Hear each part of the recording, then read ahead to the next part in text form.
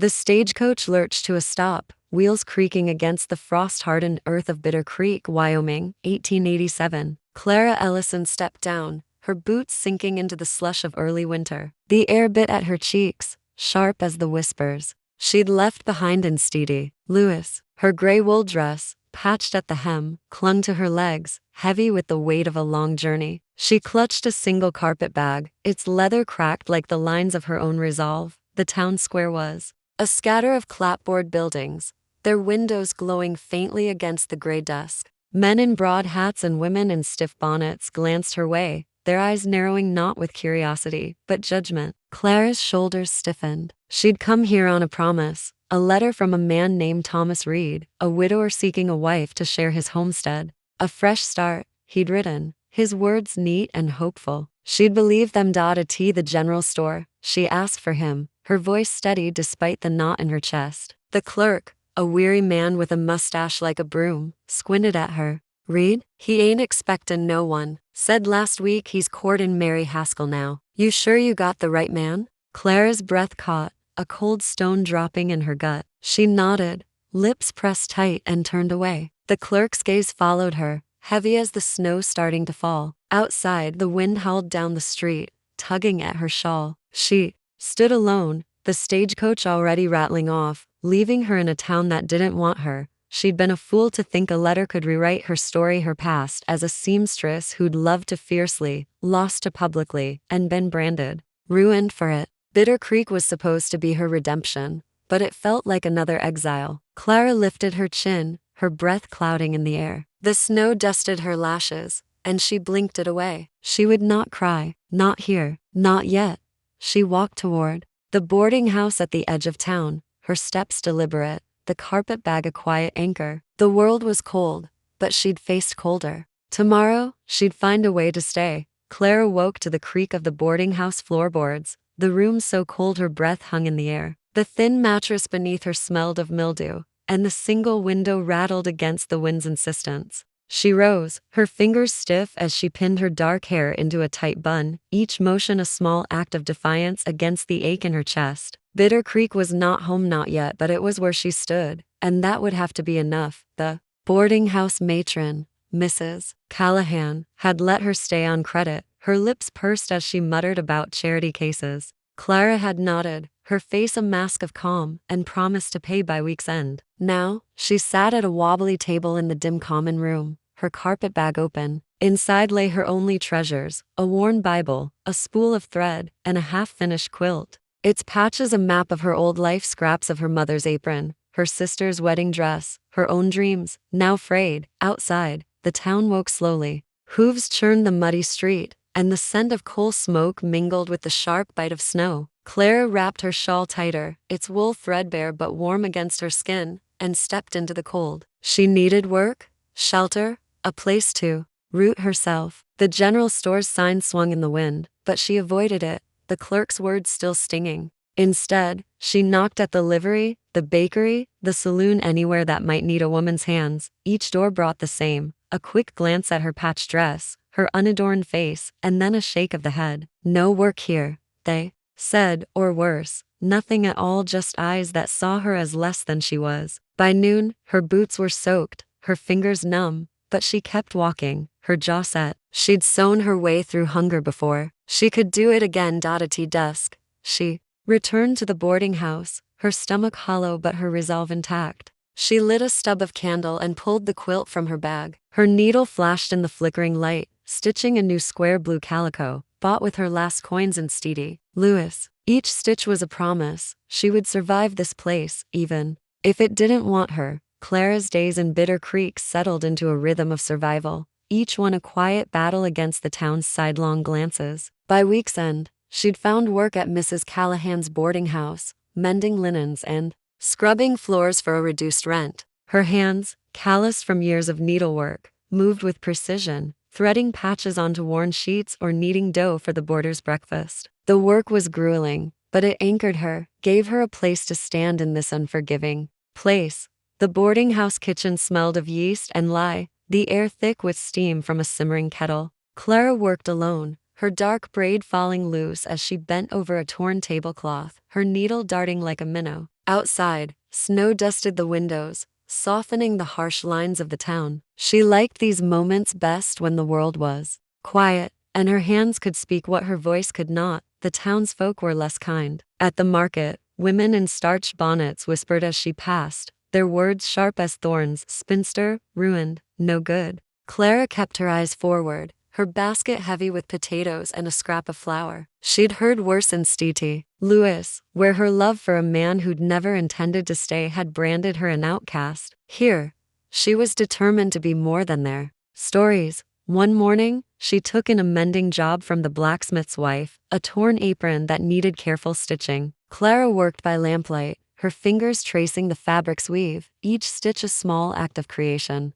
When she returned the apron, the woman paid her a dime and a grudging nod. It wasn't much, but it was hers, earned by her own hands. She began to carve out a small life. A corner of the boarding house attic became her own, where she hung her quilt in progress, its colors a soft rebellion against the gray of winter. She bartered mending for firewood, baked bread for the stable hand, and saved every penny in a tin beneath her bed. The townsfolk's whispers didn't fade, but Clara stood taller, her chin lifted against their judgment. She wasn't broken, not by betrayal, not by this town. Each day, she stitched herself back together, one quiet choice at a time. Clara stepped into the general store, the bell above the door jangling softly. The scent of molasses and leather filled the air, mingling with the faint tang of wood smoke from the iron stove in the corner. Her boots left damp tracks on the worn floorboards. As she approached the counter, a torn shirt from a border tucked under her arm. She needed thread black, sturdy, and a needle to replace the one she'd snapped last night. Behind the counter stood Elias Ward,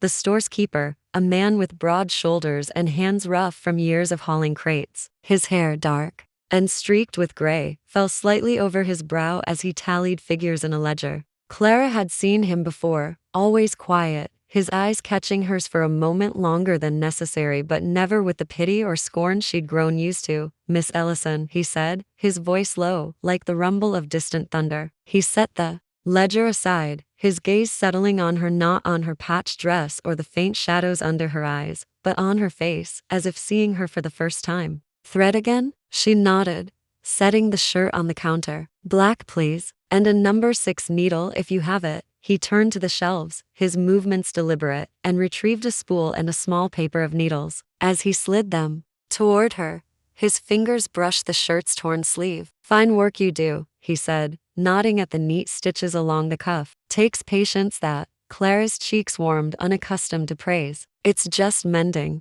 she said, her voice soft but steady. "Keeps my hands busy." Elias's eyes crinkled slightly, not quite a smile, but something warmer than the store's flickering lamplight. "More than that, I'd wager. Fixes things most would throw away." She met his gaze, searching for mockery, but found only quiet sincerity. For the first time in weeks, the knot in her chest loosened, just a fraction. She paid with coins from her tin, her fingers brushing the counter as she gathered her purchases. Outside, the wind howled, but in that moment, the store felt like a small island of calm. Clara stepped back into the snow, Elias's words lingering like the faint glow of a lantern in the dark. Clara's visits to the general store became a quiet rhythm, like the ticking of a clock she hadn't known she needed. Each week, she'd step through the door, her mending basket heavier with borders, torn shirts, or frayed aprons, and Elias would be there, his presence steady as the oak counter between them. The air carried the scent of coffee beans and linseed oil, grounding her in the moment. He never asked about her past, never probed the shadows in her eyes. Instead, he'd comment on small things: her careful stitches, the way she tied her shawl against the February wind, or how she always chose the cheapest thread but worked it like silk. "Got a new batch of calico in," he'd say, sliding a bolt of blue fabric her way, his rough fingers lingering a moment on the cloth. "Thought it might suit that quilt you're making." Clara would nod, her lips curving just enough to hint at gratitude. "Maybe next month," she'd reply, her voice soft but firm, knowing her coins were too few for such luxuries. Yet his noticing the fact that he'd remembered her quilt warmed her more than the stove's faint heat. One afternoon, as snowflakes tapped the store's windows, Elias set a tin mug of coffee before her without a word. "Warm your hands," he said, turning back to his ledger as if it were nothing. Clara stared at the mug, steam curling like a whispered secret. She wrapped her fingers around it, the heat seeping into her palms, and sipped slowly.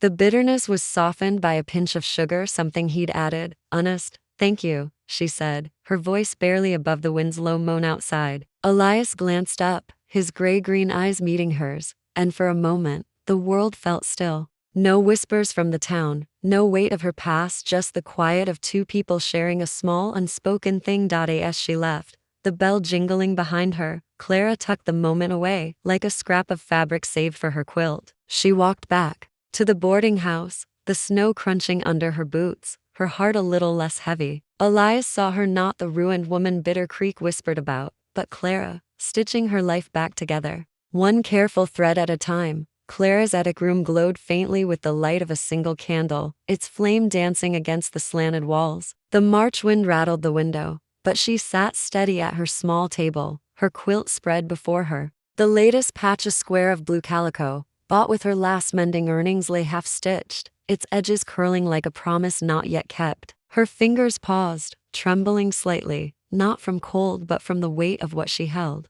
A small folded cloth, no bigger than a handkerchief, sewn with care. She'd made it for Elias, a simple thing, embroidered with a single sprig of sage and green thread. Its lines, "Please provide a valid URL." She'd seen the sage growing wild behind the store, tough and gray-green, and thought it suited him, quiet, enduring, rooted deep. It wasn't much, but it was hers to give, a risk that made her heart stutter. The next morning, Clara walked to the general store, the cloth tucked in her pocket. The bell jingled as she entered, the air thick with the scent of wood smoke and dried apples. Elias looked up from stacking cans, his eyes crinkling at the sight of her. "Miss Ellison," he said, wiping his hands on his apron. "Early today." She nodded, her throat tight, and set her basket on the counter. "I brought you something." Her voice was soft, almost lost in the creak of the floorboards. She slid the cloth across the counter, her fingers brushing the wood, then retreating quickly. Elias unfolded it, his calloused hands gentle.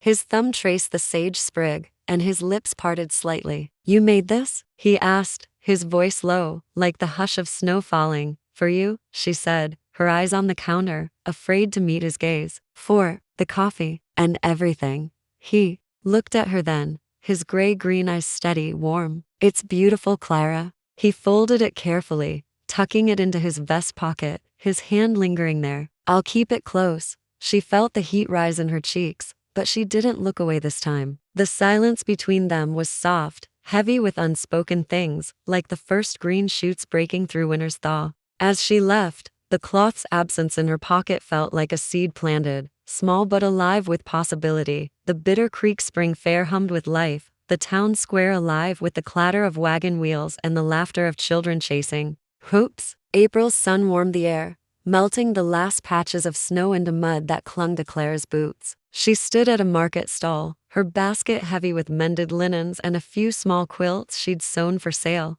Her gray dress was neat, her shawl draped carefully, but the townsfolk's whispers still followed her, sharp as the wind that had greeted her arrival months ago. Clara kept her chin high, arranging her quilts with steady hands. The fabrics, calico, muslin, scraps of her past told stories of resilience in their careful stitches. A few women paused, their fingers brushing the cloth, but their eyes lingered on her with judgment. "Pretty work for a woman like her," one muttered, loud enough to sting. Then Elias appeared, his broad frame cutting through the crowd. He carried a crate of apples from his store, but his eyes found her stall. He set the crate down nearby and approached, his boots thudding softly in the mud. "Those quilts are something, Clara," he said, loud enough for the nearby women to hear. His voice carried no pity, only pride, as if her work were a treasure. She met his gaze, her heart quickening. "Just trying to earn my keep," she said, her tone light, but her eyes grateful. He picked up a small quilt, its patches a mosaic of blues and greens, and ran his thumb over the stitches. "This one's mine," he said, pulling coins from his pocket and pressing them into her hand. His touch lingered, warm and deliberate. The women nearby exchanged glances, their whispers faltering. Elias stayed by her stall, not hovering but present, his quiet strength a shield against the town's judgment. When a child ran up, tugging at Clara's skirt to ask about a quilt, Elias knelt beside her, answering with a gentleness that softened the crowd's stares. Clara felt the shift, a subtle turning, like the first warm breeze of spring. As the fair wound down, Elias helped her fold the unsold quilts, their hands brushing in the fading light. The townsfolk watched, but Clara stood taller, her dignity a quiet fire. With Elias beside her, she felt seen not as the ruined woman, but as Clara, whole and unbroken. The late April night was clear, the stars sharp above Bitter Creek, their light spilling over the rolling hills. Clara sat on the boarding house porch, her shawl wrapped tight against the evening chill. The scent of blooming sage drifted on the breeze, mingling with the faint smoke from a distant chimney. She held her quilt, nearly finished now, its final patches glowing softly in the lantern's flicker. Her fingers traced the stitches, each one a step toward the woman she was becoming. Elias's boots crunched on the path, a sound she'd come to know as surely as her own heartbeat. He stopped at the porch steps, his hat in his hands, the sage-embroidered cloth peeking from his vest pocket. "Mind if I sit?" he asked, his voice low, like the hum of the earth settling. Clara nodded, scooting to one side of the bench. He sat, leaving a careful space between them, his presence warm and steady. For a while, they were silent, the night wrapping around them like a shared blanket. The lantern cast shadows across his face, softening the lines etched by years of loss. He'd been a widower, she knew, though he never spoke of it. "You've changed this place," he said finally, his eyes on the stars. "Folks don't see it yet, but I do. The way you carry yourself, the way you make things whole again." He touched the cloth in his pocket, his fingers lingering. "You've done that for me too." Clara's breath caught, her hands stilling on the quilt. "I'm just me, Elias," she said, her voice barely above a whisper, "trying to keep going." He turned to her, his gray-green eyes steady, unguarded. "You're more than that, Clara. You're the kind of strong that doesn't shout. You make me want to be better, just by being you." His hand reached for hers, hesitant then firm, his callous fingers warm against her own. "I see you, not what they say. You." Her heart pounded, but she didn't pull away. The weight of his words settled deep, thawing places she'd thought frozen forever. She leaned closer, her forehead brushing his shoulder, a silent confession of her own. No kiss followed, just this, their hands entwined, the stars above, and the quiet truth that they were enough for each other. The May sun warmed the hills around Bitter Creek, coaxing green shoots from the earth and softening the town's hard edges. Clara stood outside Elias's small homestead, a mile from the town square, where he'd invited her to see the land he called his own. The cabin was modest, its logs weathered but sturdy, surrounded by a patchy field that begged for care. A breeze carried the scent of fresh-turned soil and wild sage, and Clara's fingers twitched, imagining a garden here, vibrant with color. Elias knelt by a sagging fence, his sleeves rolled up, hammering a new post into place. Clara watched him work, his movements sure and unhurried, the sage-embroidered cloth still tucked in his vest. She'd brought her quilt, now finished, its patches, a tapestry of her journey street, Lewis, Bitter Creek, and the quiet hope she'd stitched into every seam. She draped it over a nearby stump, its colors catching the light. "Thought we could plant something," Elias said, standing and wiping sweat from his brow. He gestured to a cleared patch near the cabin. "Vegetables? Maybe flowers. Whatever you'd like." His eyes met hers, steady and warm, the words carrying more weight than their simplicity suggested. Clara's heart stirred, a soft bloom in her chest. "I'd like that," she said, her voice quiet but firm. She stepped closer, her boots sinking into the soft earth. "Carrots, maybe, and marigolds. They're tough, like sage." He smiled, a rare full smile that crinkled his eyes. "Marigolds." "It is." He reached for her hand, his callous fingers lacing with hers, and led her to the patch. Together, they marked rows with string and stakes, their movements a quiet dance of shared purpose. When Clara knelt to press the first seed into the soil, Elias crouched beside her, his shoulder brushing hers. "Stay," he said, not looking at her, his voice low but certain. "Here, with me. Build this place together." It wasn't a question, but a promise, as solid as the earth beneath them. Clara's throat tightened, but she nodded, her fingers curling around a handful of dirt. "Yes," she whispered, the word, a seed of its own planted deep. They worked on, side by side, the future taking root in the soil, in their silence, in the life they'd begun to imagine as one. The June evening settled over Bitter Creek like a soft quilt, the sky streaked with pink and gold. Clara stood before Elias's cabin, now their cabin, her hands smoothing the folds of a simple muslin dress, its hem embroidered with tiny sage sprigs. The town had gathered in the field beyond, where tables groaned with cornbread and wild plum jam, and a fiddler's tune wove through the warm air. It was no grand wedding, just a quiet vow exchanged under the open sky, with the preacher's words as plain and true as the earth beneath their feet. Elias stood beside her, his hand steady in hers, his vest adorned with the sage-embroidered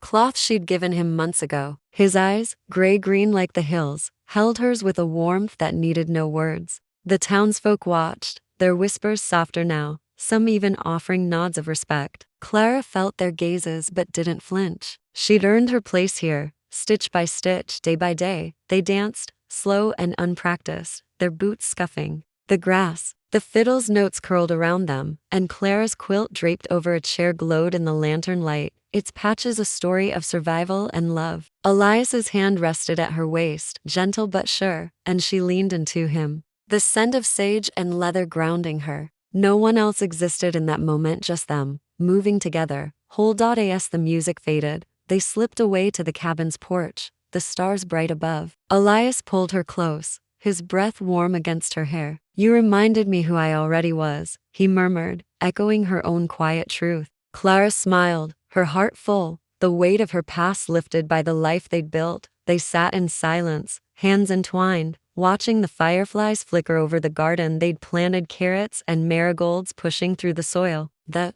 wind carried the faint hum of the town's celebration, but here, in their shared stillness, was peace. Clara's fingers traced the quilt's edge, its final patch a scrap of Elias's old shirt, woven into her story. She was no longer the rejected woman who'd arrived in Bitter Creek. She was Clara, seen, loved, and home.